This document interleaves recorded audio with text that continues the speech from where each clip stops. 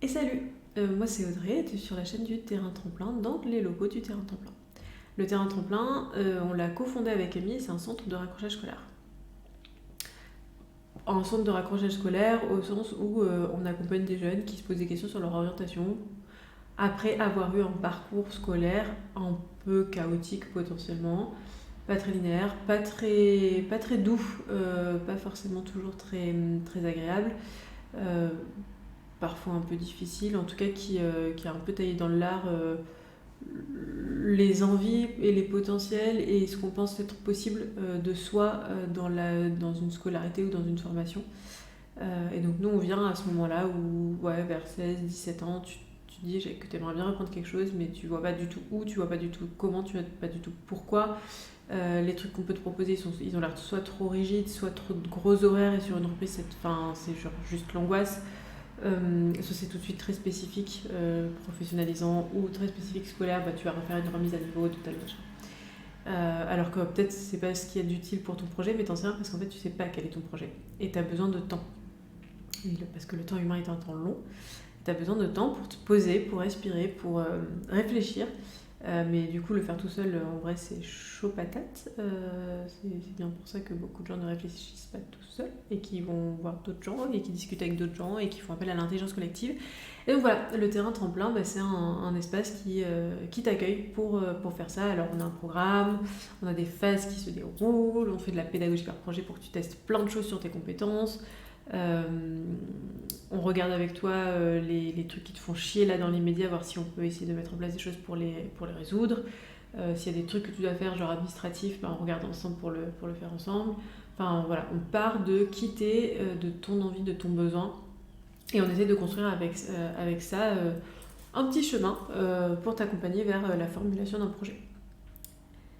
Et là-dessus, pourquoi faire des vidéos, comme tu auras dû le voir dans le titre, sur les révisions, sur des méthodes d'organisation, sur le CNED, en fonction de la vidéo, si tu as regardé un peu différentes vidéos de nous, pourquoi faire ces vidéos-là alors qu'a priori, en prime abord, on n'apporte pas le scolaire?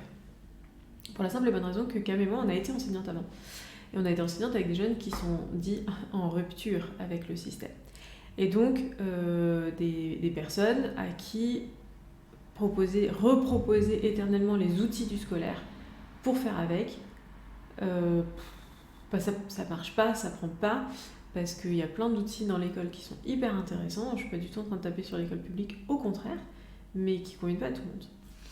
Et Cam et moi, on est passé, avant d'être enseignante, par un peu le monde professionnel. Elle a été chimiste industrielle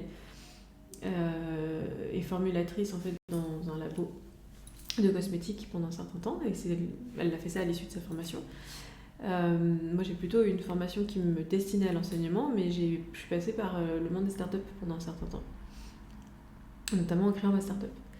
Et ce qui est hyper intéressant là-dedans, c'est qu'il y a des outils en fait, que tu utilises quand tu es dans le monde pro d'organisation diverses et variées. Il y a des façons de faire, des fiches synthèses par rapport à des informations qu'on te transmet, etc. Même si le rapport à l'apprentissage, c'est plus du tout le même. A priori, on attend.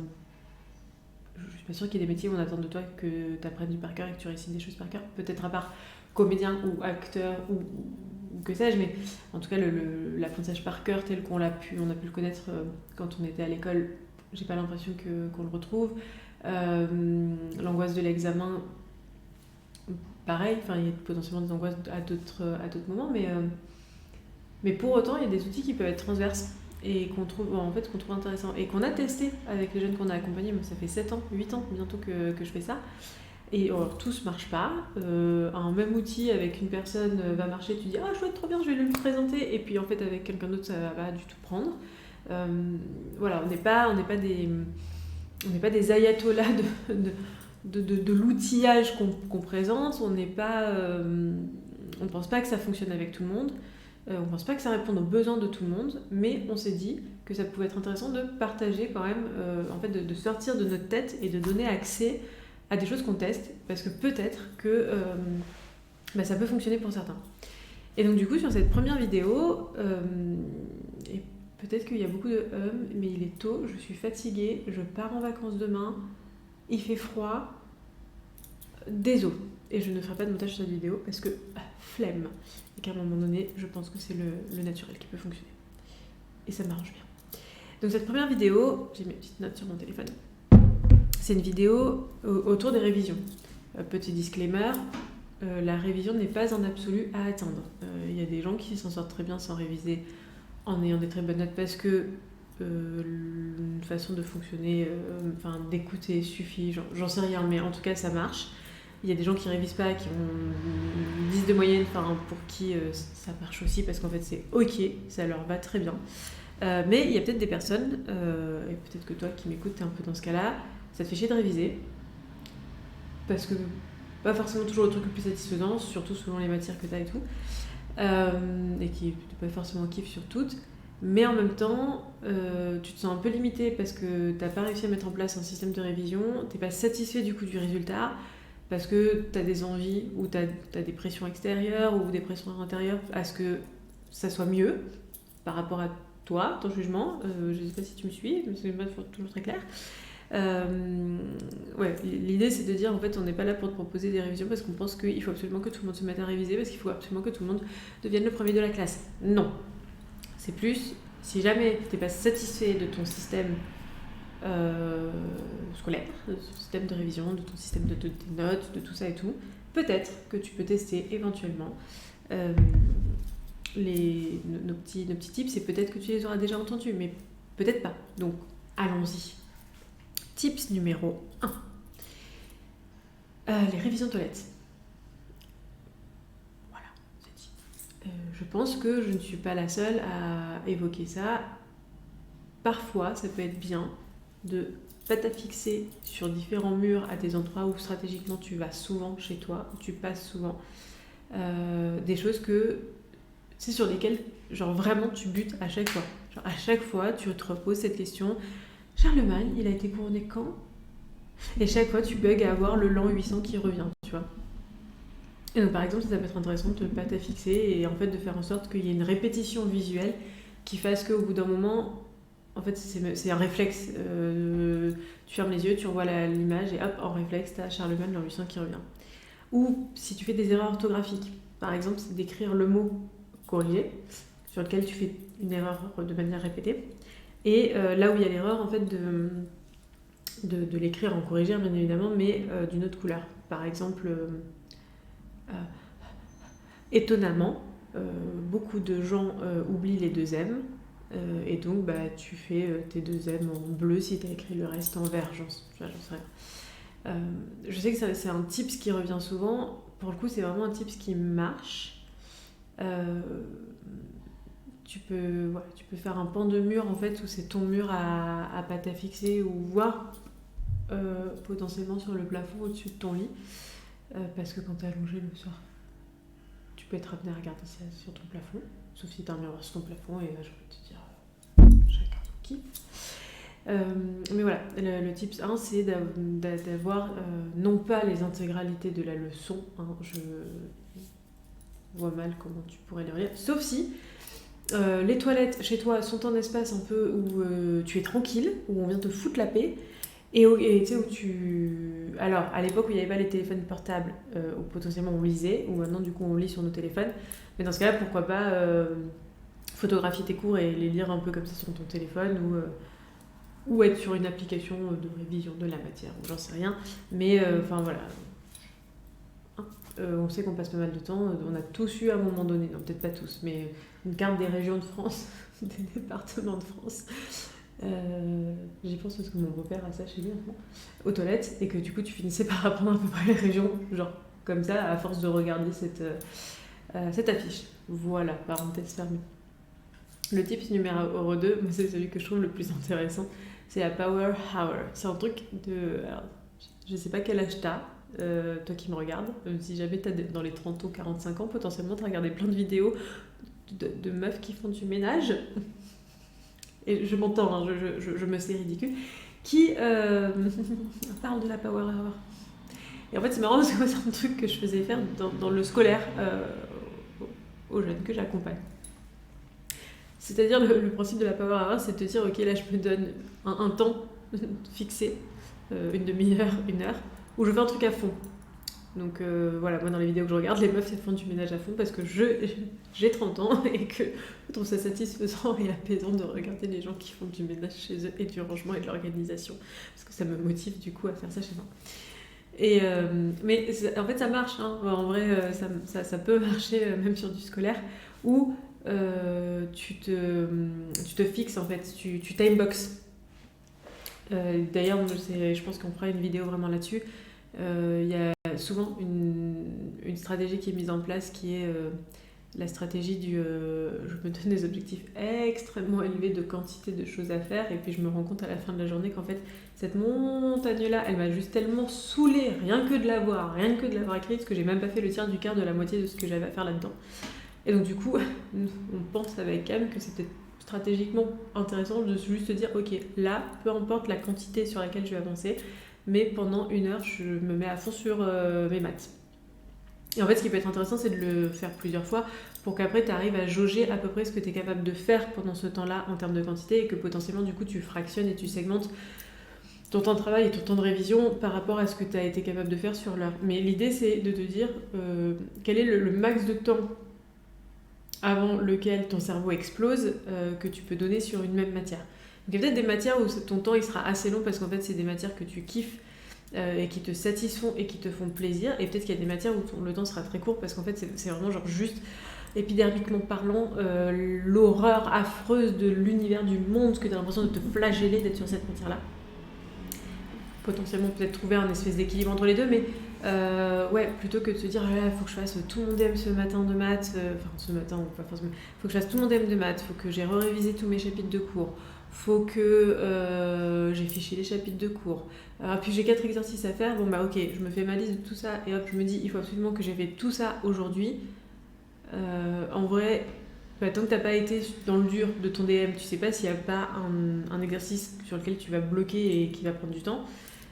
Et puis surtout, ça peut avoir tendance à un peu être étouffant de voir cette quantité de choses à faire et de se dire enfin, j'en ai pour, pour la vie avant de les avoir finis. Donc plutôt se dire ok, je me donne une heure, une demi-heure, 3/4 d'heure, 2 heures en fonction de quitter, de ton besoin de la matière. Et je vais à fond. Je pose mon téléphone dans un coin, je lance une musique qui me satisfait, j'ai ma boisson de prévu, enfin, j'ai mon setup de confort et pendant une heure, je ne fais rien d'autre que ça. Et au moment où, moi j'aime bien fonctionner avec des petites alarmes, tout ça en mode bon, comme ça mon cerveau n'est pas en train de se dire est-ce que je suis proche de l'heure parce que peut-être du coup ça serait bien que je recommence pas quelque chose, etc. Et du coup c'est un bon système de fuite, surtout quand je suis sur un sujet qui me plaît pas des masses, c'est que je me mets des alarmes et en fait bah, du coup tant que je l'ai pas entendu c'est que je suis dedans, et au moment où je l'entends bah, soit je suis vraiment au milieu d'un truc et ça me prend 5 minutes pour le finir et ça me satisfait plus de le finir que de le laisser en suspens, soit en fait ça fonctionne, bon, bah, j'arrête, etc. Donc voilà, ça c'était le deuxième tips, la power hour. Le premier, donc les toilettes, c'est le deuxième, la power hour. Et le troisième, qu'est-ce qu'on avait noté parce qu'on a tellement de vidéos. Ah oui, bon, ça j'imagine que plein de gens te l'ont dit, hein, ça casse pas 3 pattes à un canard. Les rituels. En vrai, mettre en place des petits rituels un peu légers dans tes apprentissages et dans tes révisions, ça peut être vraiment pertinent. Un rituel souvent, en fait il me semblait avoir vu, je ne suis pas complètement sûre, je ne voudrais pas dire de bêtises, hein, corrigez-moi dans les commentaires éventuellement, mais que notre corps met 3 semaines en fait pour intégrer une habitude comme quelque chose de réflexe et standard. Genre si tu essayes de reprendre le sport, tu vas mettre pendant 3 semaines, ça va être vraiment laborieux juste de penser et de te dire allez je vais au sport et tout. En fait au bout de 3 semaines c'est rentré dans ta routine. Et du coup, comme c'est dans ta routine, il y a un côté un peu, tu le fais ça naturellement, etc. Typiquement dans les révisions, moi je me souviens, je fais de la littérature italienne à la fac, et j'avais un cours de philologie. Donc c'est l'étude de l'évolution de la langue, passionnant, vraiment, je sais que je suis bizarre, mais j'adorais ce cours. Je pense que le fait que mon prof était particulièrement sexy aidait, mais j'adorais ce cours. Alors, par contre, retenir les phonèmes, les évolutions, c'était mais une tannée pas possible. Enfin, vraiment, j'étais en galère, une grosse galérienne de la mémoire à ce moment-là. Et donc du coup, j'avais essayé de me mettre en place un peu un petit rituel d'autodictée. Voilà, c'est dit, je me faisais des autodictées tous les soirs. Et c'était 10 minutes, tu vois. 10 minutes, je me prenais 3-4 phonèmes et je me faisais ma petite autodictée des éléments que j'avais à retenir. Et puis, mais c'était court, c'était time-boxé. Et en fait, c'était régulier et j'avais un peu fait un espèce de rétro-planning de la quantité de choses que je devais connaître pour mon partiel. Et donc, du coup, j'avais découpé ça. Et vraiment, au début, c'était l'enfer. Enfin, il y a plein de fois où ça a sauté. A fortiori, quand c'est le soir, t'es étudiant, il y a quand même plein de fois où t'es plutôt en soirée qu'à réviser chez toi. Donc après, j'avais dû réajuster par rapport au réel de ma vie à ce moment-là. Mais le fait est que ça a facilité cet apprentissage-là qui était vraiment laborieux. Et laborieux au point qu'une fois que j'ai passé mon partiel, le lendemain, j'avais tout oublié. Enfin, on va pas se mentir. Et aujourd'hui, oulala, ça serait compliqué. Si Thomas, tu passes par là, quand tu m'avais envoyé tes cours pour que je te file un coup de main, j'étais contente. Je trouvais ça une petite Madeleine de Proust de me rebalader là-dedans. Mais alors vraiment, retourner sur les trucs spécifiques à retenir, c'est une catastrophe. Donc voilà, l'idée du rituel, c'est d'ancrer une habitude, une petite routine sur des révisions, mais qui soit pas pénible. Ne te mets pas en rituel... 1 heure tous les matins, je fais mes fiches d'histoire. Sauf si c'est ton kiff absolu de faire des fiches d'histoire. C'est plutôt des... En tout cas, nous, ce qu'on avait testé avec nos élèves, ce qu'on a testé pour nous, ce qu'on a fait tester à nos élèves, ça n'a pas marché pour tout le monde, mais pour ceux pour qui ça a marché, c'était plutôt des sessions courtes, faciles à faire, que potentiellement tu peux faire aussi bien chez toi en trajet que là où t'es. Donc le téléphone est ton meilleur ami dans ces moments-là. Il y a des applications où tu peux te faire un peu comme des post-it de révision, etc. Ou sur ta note keep ou en photo sur ton cours en fonction de ce que c'est. Donc il y a l'idée de la mobilité, de ce rituel qui revient en fait dans ton système de révision. Et ça, l'avantage le rituel, c'est que ça fixe les choses en fait dans le temps, ça travaille ta mémorisation, ça travaille ton endurance. C'est assez valorisateur en fait quand au bout d'un moment tu sais, t'as un peu ta petite fierté de dire ouais, ça fait 2 mois là que tous les soirs, je me fais mon petit quart d'heure d'anglais. D'anglais. Je regarde une vidéo en anglais, tu vois. Je sais pas, il y a pas mal de youtubeurs anglais qui sont assez cool, des humoristes et tout. J'ai pas les noms qui me reviennent, je te les mettrai en barre d'infos potentiellement si j'y pense. Mais voilà, du coup, c'est un peu les 3 tips que je pouvais te... Enfin, que je pouvais. Qu'on avait envie de te partager sur cette première vidéo. Donc... la révision toilette, à savoir pas t'affixer un peu partout sur des murs des éléments que tu as envie de fixer dans ta tête. La power hour, plutôt que de fonctionner sur des objectifs de quantité, fonctionne sur des objectifs de temps. En vrai, pour ta conscience et pour faire descendre le poids de la culpabilisation, fonctionner sur le temps, c'est ce qui je trouve, de plus efficace. Parce que à un moment donné, alors oui, certes, si tu t'es donné 1 heure en maths et qu'au final tu as juste regardé ton crayon et que l'heure est passée, ok, certes, ton objectif de temps il est réglé parce que tu étais dans tes maths. L'idée c'est d'être honnête avec soi-même et donc du coup d'essayer de se dire ok, pendant 1 heure ou pendant un temps, je donne le maximum et j'essaie d'avancer le plus possible sur la matière. En fait, une fois que tu as passé cette heure-là, tu as passé cette heure-là, point. Après, ça rentre dans une logique de t'as des échéances qui arrivent et comment est-ce que tu rétro-organises tout ça pour que ça fonctionne et que ça rentre. Mais en tout cas, dans un premier temps, pour rentrer dans les révisions de matières qui sont pas forcément les plus intuitives pour toi, les plus faciles, les plus plaisantes, moi je trouve que c'est se décharger d'un poids de culpabilisation parce qu'on est moins sur la quantité à abattre dont on ne maîtrise pas toujours les temporalités que sur le temps qu'on a dédié. Et en France, on a un problème avec le rapport au temps. Enfin, si tu regardes d'ailleurs sur les heures de cours, beaucoup de pays ont cours que le matin. Nous, on a cours toute la journée, plus une quantité de devoirs et une quantité de révision astronomique. Enfin, on a cette idée, même dans le monde du travail, qu'il faut travailler beaucoup et que si tu travailles pas beaucoup, tu travailles pas bien. Alors qu'en fait, c'est pas vrai. Parfois, travailler peu, mais avec une vraie efficacité, c'est clairement plus pertinent que de travailler beaucoup. Potentiellement sur des gens qui prennent tout leur week-end à travailler mais qui en sont pas satisfaits, peut-être essaye de bosser juste un des 2 jours et tu te dis que d'office l'autre jour tu te rentres dans ton planning des moments de loisirs en fait dans cet autre jour-là. Ça sera une autre vidéo sur un peu l'organisation méta. Nous on pense qu'il faut aussi vraiment noter les temps de loisirs pour pas avoir l'impression de les voler. Et le dernier tip du coup c'était quoi déjà? Oh là là, le cerveau. C'était les rituels. Mettre en place des routines dans tes révisions. Et pourquoi pas les associer à des trucs sympas, hein. Enfin, tous les soirs tu te fais un chocolat chaud, parce qu'en hiver et que, je sais pas, moi j'aime les chocolats chauds. Et voilà, tu bois ton chocolat chaud en révisant tes mots de vocabulaire d'espagnol. J'en sais rien, tu vois. Donc voilà, c'était une petite vidéo autour de la question des révisions. Il y en a d'autres qui vont arriver. On va essayer de mettre en place un peu un rythme régulier de vidéos. Voilà. N'hésite pas à poser des questions en commentaire à nous MP si tu as quoi que ce soit à nous demander. On est pas mal dispo. Et puis j'espère que cette vidéo t'aura été utile. Bonne journée!